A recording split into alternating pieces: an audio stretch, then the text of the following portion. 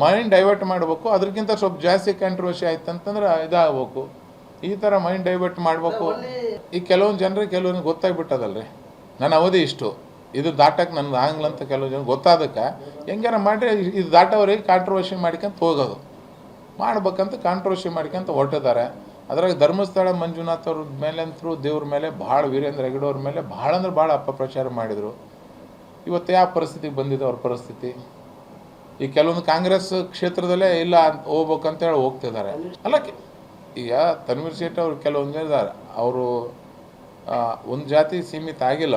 ಅವರು ಎಲ್ಲ ಜಾತಿ ಧರ್ಮಕ್ಕೂ ಅವ್ರು ಅಷ್ಟೇ ಗೌರವ ಕೊಡ್ತಾರೆ, ಎಲ್ಲ ಕಡೆ ಹೋಗ್ತಾರೆ. ನಾನು ಹೇಳೋದು ಇಷ್ಟೇ ರೀ, BJP ನಾಯಕ ಆಗಲಿ, ಕಾಂಗ್ರೆಸ್ ನಾಯಕ ಆಗಲಿ, JDS ನಾಯಕ ಆಗಲಿ, ಯಾರು ತಪ್ಪು ಮಾಡಿದ್ದಾರೆ ಅವರಿಗೆ ಶಿಕ್ಷೆ ಆಗೇ ಆಗ್ತದೆ.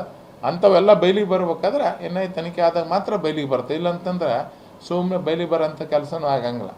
ಅಂದ್ರೆ ಸತ್ಯ ನಿಮಗೆ ಬಯಲಿಗೆ ಬರ್ಬೇಕಲ್ರಿ. ಇವತ್ತು ನಾವೆಲ್ಲರೂ ಧೈರ್ಯದಿಂದ ಹೇಳ್ತೀವಿ, ಹೆಗ್ಡೆ ಸರ್ ಪರ ಇದ್ದೀವಿ ನಾವು, ಧರ್ಮ ಮಂಜುನಾಥ್.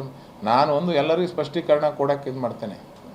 ಧರ್ಮಸ್ಥಳ ಮಂಜುನಾಥ್ ದೇವರಿಗೆ, ಹೆಗ್ಡೆ ಗುರುಗಳಿಗೆ ನಮ್ಮ ಅವಶ್ಯಕತೆ ಇಲ್ಲ, ಆ ದೇವ್ರ ಅವಶ್ಯಕತೆ ನಮಗಿದೆ. ಇವತ್ತು ಯಾಕೆ ಎಲ್ಲರೂ ಹೆಮ್ಮೆಯಿಂದ ಮಾತಾಡ್ತೀವಿ ಅಂತೇಳ್ರಿ,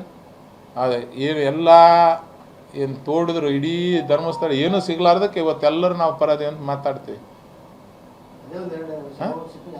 ಅವಾಗ ಯಾರು ಮಾತಾಡ್ತಿದ್ದಿಲ್ಲ. ಬಟ್ ಅವಾಗ ಅಲ್ಲಿ ಧರ್ಮದರ್ಶಿಗಳು ಒಂದೇ ಮಾತು ಹೇಳಿದ್ರು, ಆಗಲಿ ತನಿಖೆ, ಅದನ್ನು ಸ್ವಾಗತ ಮಾಡ್ತೀನಿ, ಸತ್ಯಾಂಶ ಬಯಲಿಗೆ ಬರಲಿ ಅಂತ ಹೇಳಿದ್ರು. ಇವತ್ತೆಲ್ಲರೂ ಬಯಲಿಗೆ ಬಂದಕ್ಕೆ ಇವತ್ತೆಲ್ಲರೂ ಇಷ್ಟು ಧೈರ್ಯದಿಂದ ಮಾತಾಡ್ತಿದೆ.